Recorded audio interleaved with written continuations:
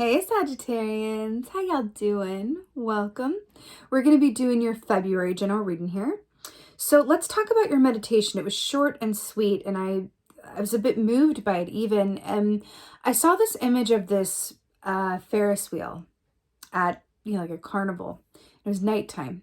And I saw this Ferris wheel moving around, and it started, getting faster.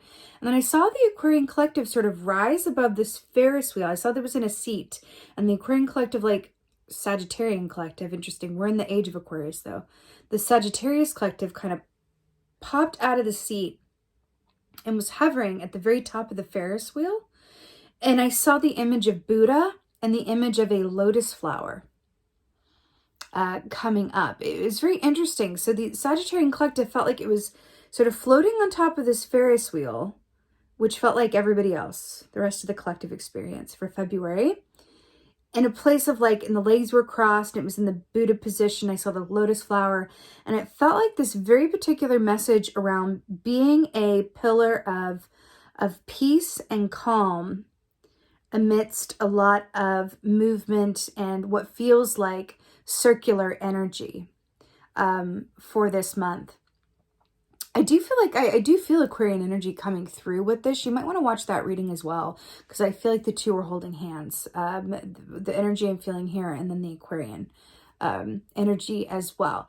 It feels like there's a certain aspect where the collective is going to be feeling a lot of emotional surge and a lot of energy this month. It feels like kind of like the Aquarian energy, where the Sagittarius Collective has the opportunity to this month to, I don't want to say rise above it, but be a benefactor in terms of being an example of energy, sort of having the internal state not be directly dependent on the external stimuli.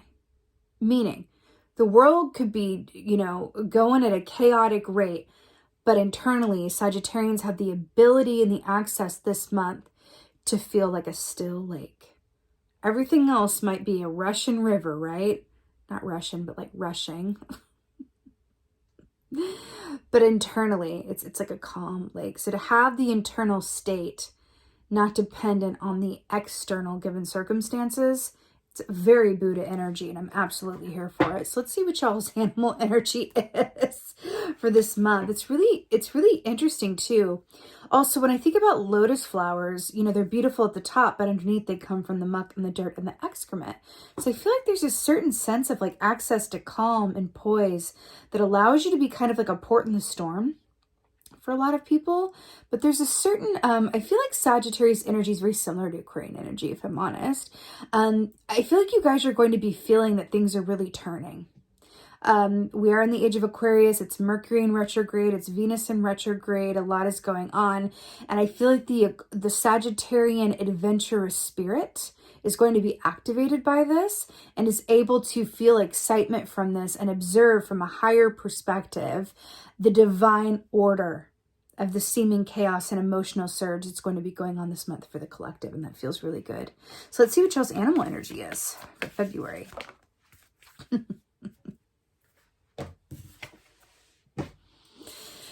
The crocodile, it's really poignant. So the crocodile is very much about waiting and timing. So it's about knowing when to move and when to be still. This also speaks to, interestingly enough, this is a totem that comes forth for anyone struggling with their mental health or looking for, mental health in general and alignment in that way, right? Of mind, body, spirit, right?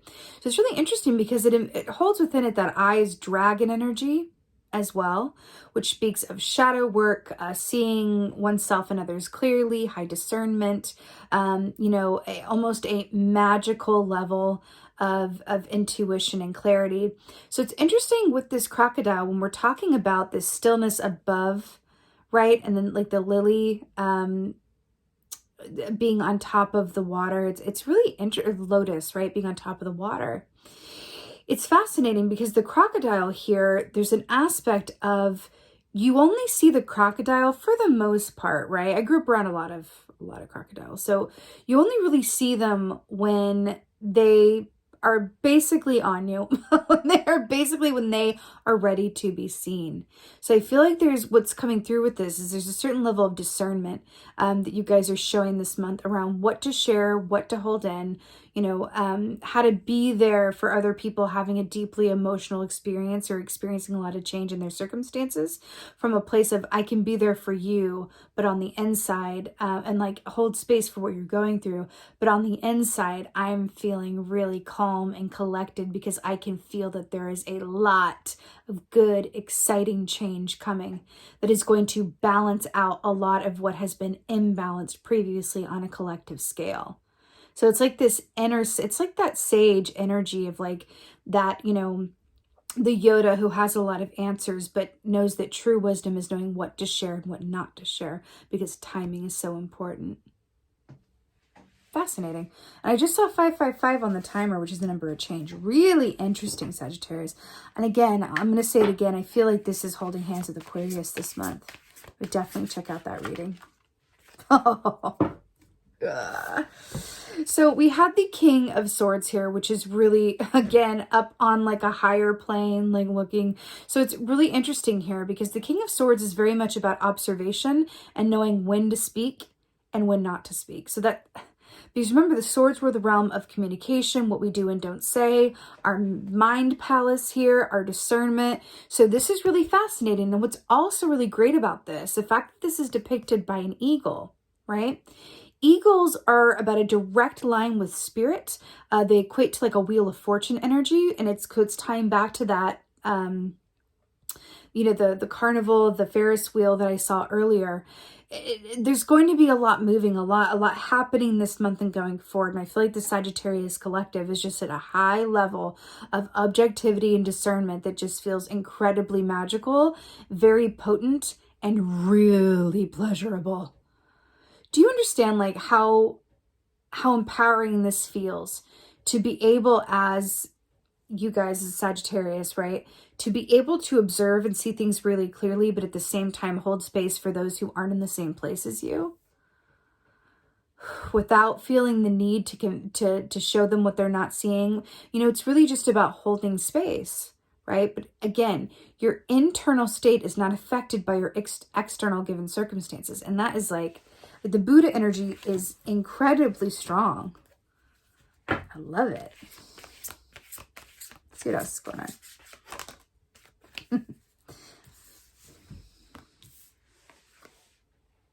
Another like above something, right? This is really interesting here.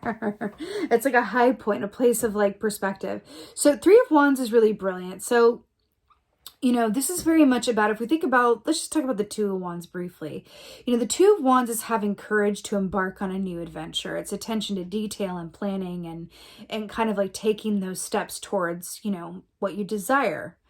Now, the 3 of Wands is interesting because this is very much about further movement around that, but this is also about being in a place to be available for help, for offers, for any unexpected or needed aid to help you reach that next step in your goal.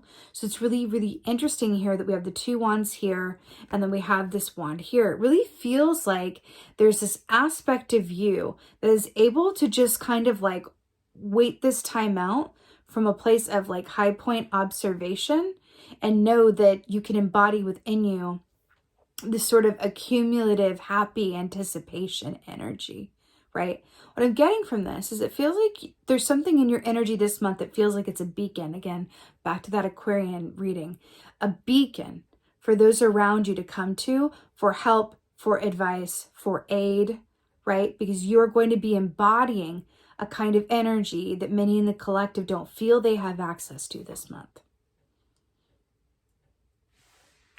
Ain't that something? Okay. What else is going on, Sagittarius? Really, really interesting.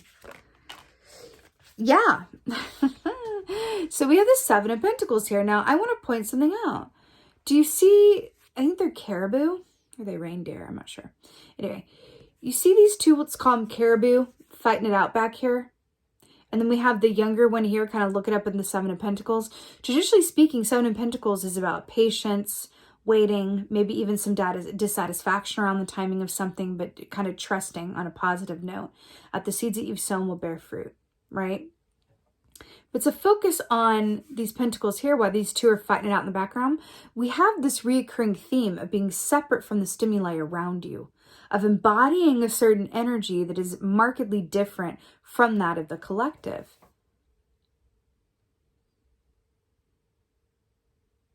You guys are going to be able to see and feel that a true reckoning in a very positive way, right? A big balance is coming. A bucking of the system is coming, right? You can feel that. You can sense that. You're looking forward to it. You can feel it. And you might even feel at certain times this month a little, whack-a-mole, but not in a bad way, where it's like, whoo, there's a lot of people around me having a hard time, but I feel all right. I feel calm. I feel peaceful. Excuse me. I feel excited. It feels like your experience is going to be a bit different from that of the collective, but in a really positive way. There's an interesting aspect to this as well that says that you do have an ability to positively affect others with the energy that you're embodying, but it's not coming from a place of like enforcing your will or going, oh, come on, feel better. Oh, come on, be like me. Come on, let's do this. This is just an embodiment of that energy, and it's an open invitation for anyone who wants to join. But it feels passive, very Buddha, very place of receiver, and honestly enlightened. And it feels really, really, really, really good. It feels really, really good. I do feel like you're going to have people reaching out to you for advice or perspective, who just want to be around you, who just feel better in your presence this month. And that's amazing. It's really nice. King of Swords. King of Swords. Yeah. King of Swords, Knight of Swords. So Knight of Swords, look at this. This queen, I'm having nightmares, but don't I look fabulous doing it? And so Knight of Swords, Nine of Swords, nightmares, sleeplessness, but it's also about dreamtime messages as well. So it's interesting that this is coming up with the King of Swords. And we're talking about this other higher perspective, or this direct connection to, the subconscious with the Nine of Swords here. What's interesting, King of Swords has great objectivity, great clarity, great discernment.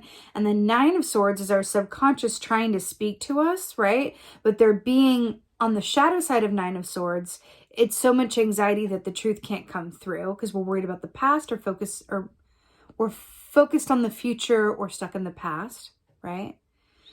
But then we have this aspect of the King of Swords that comes in and says, look at the difference in this. She looks stressed out, like she can't get it together and can't find clarity. Any of these swords could fall at any moment. This King of Swords says, hey, there's an opportunity here. You have 9 swords hanging above you.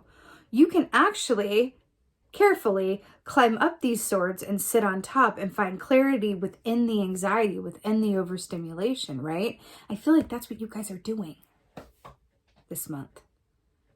This could also be a particular message around creating space around bedtime, around dream time, where you have a set intention to derive messages from your subconscious, your sleeping state, right? Either keeping a dream journal near you, or putting crystals under your pillow, or really setting that intention before bed.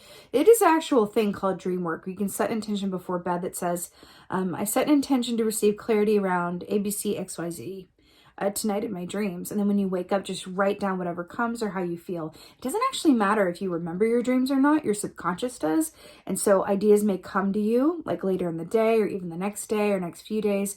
But also it's just about, you can write down how you feel when you wake up, because we can always remember how our dreams made us feel, if not the details. And I feel like there's a lot of helpful insight in that for you, which is really nice. 3 of Wands. Another call to ground yourself as well this month, I'm feeling, is really important. Wow.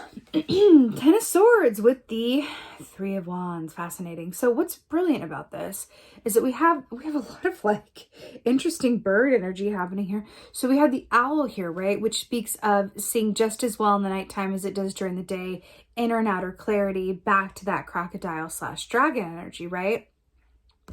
So it's really fascinating with this Ten of Swords when we're talking about, not just clarifying the Three of Wands, but when we talk about this traditionally speaking, this is about the full end of a cycle that can lead to despair, loss, sorrow, all of those things. And then we have the owl here saying, but if we can view loss or endings, not from a place of attachment, back to that Buddha energy, not from a place of attachment, but from a place of objective clarity, right? Then we can kind of see the higher purpose as to why that needed to come to an end and make room for something better and new down the road. Back to this Three of Wands, right? Listen, there's going to be a lot of endings that are happening that are going to begin this month, but really take shape a bit more into the year. A lot of endings having to do with, how things work. The major systems, those in power, a lot of the things that we believe and feel and our desire, there's this really strong feeling of desire and an urge around certain things wanting to end so that other things can begin. There's a really strong energy around that. So I feel like with this Ten of Swords and this Three of Wands, I feel like also this is commenting on the fact that you have direct access to this higher point of view, again, with that internal, not affected by the external, where you can kind of see the divine order and the rhyme and reason to a lot of things that others are on the wheel with that Ferris wheel and can't necessarily see the way that you do. But I do feel like it has to do with endings and big change. Clarifier for the Seven of Pentacles. Let's see what's going on. But of course. So we got the Two of Swords here to clarify the Seven of Pentacles. Now, let's talk about this. We talked about the Seven of Pentacles. This is a call for patience and trust that the seeds that you've sown will bear fruit. It can speak of where your focus goes when you haven't exactly manifested what you've been working towards yet. We have the two fighting it out back here, and then the one down here just going, I'm gonna focus on like that any one of these could, sprout an eighth one at any moment, and then it's time to get to work, right? Because that's what Eight of Pentacles is, right? So it's interesting that the Two of Swords is clarifying that, because the Two of Swords is very much about a meeting of the heart and the head. But this is about taking the time out. And see the blindfold here? And we're talking about vision and a higher perspective and an internal, external state, right? It's really interesting that we have the Two of Swords, and it's just about, okay, let me just like get out of my own head with that blindfold, right? And then use my third eye to look inside, right? Again, very Buddha energy here, to access what the best step is moving forward, right? You are using this time before things really begin moving again, like really like kind of like, woo, we're off to the races. You are using this time very, very wisely, very, very wisely about really going within and allowing yourself to have an experience that is deeply personal, deeply insightful, and very individual to you, where you're going and what you desire for your own path moving forward. And it feels really good. But it does feel like there are certain endings that are coming along this month. And, while I do feel with this Buddha energy, with this like having a higher perspective energy, I do feel like this is a blueprint. What we're looking at now for the month is a blueprint of the energies as they are, right? Which are changeable. And the opportunity you have, a way that you have available to you to work within this energy for your highest and best good, right? But I do feel that this is something that is not going to happen, like most things, is not going to happen just by, magic and without any effort on your part as well. You have an access to this through your diligent effort and intention, right? To remain grounded, to access through internal means, whether that's meditation or, quiet time, still time, time outside of the stimuli of others. You have the ability to take this time and get that higher perspective and be a beacon and not allow your, what's going on around you to affect how you feel. You have the potential and ability to do that, but it is going to take you intending for that to be the case. Does that make sense? It's not like, oh, I just woke up and I feel great, but everyone else is like having a tough time. No, it's about observing that and then setting that intention within yourself, right? to focus on the energy that is available to you and like what you feel, almost like clairvoyantly.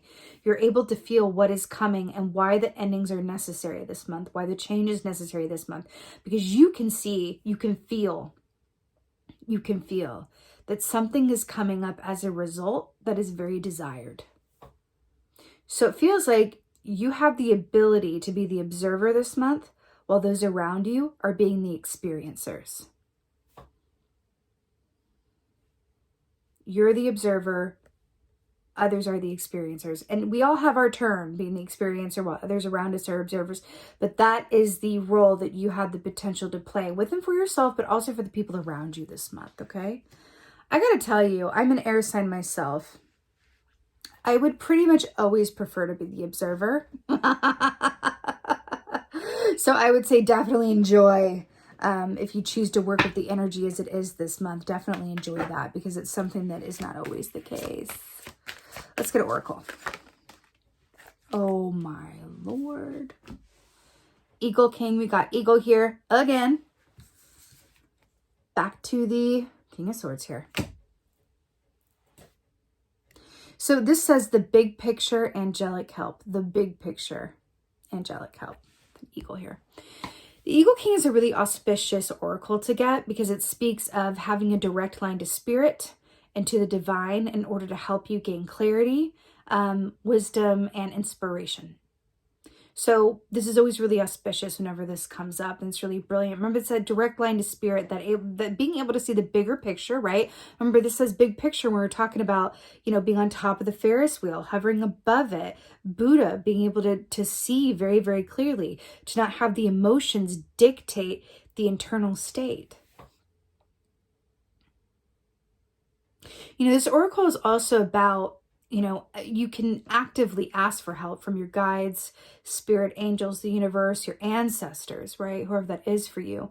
Call upon that in order for them to, even if it's during your dream time, right? With the Nine of Swords, to give you that perspective, that wisdom, that clarity, right? You have an ability to do that this month through being an observer. Again, this is very, very auspicious, the big picture, angelic help. This makes a lot of sense to me because especially with the angelic help and then, the rising above and the air energy, it's interesting because you guys have this potential to also be the angelic help for others around you. This is also you for other people. I keep feeling that. It's really brilliant. It's really auspicious when this comes up. So you're going to have access to the bigger picture.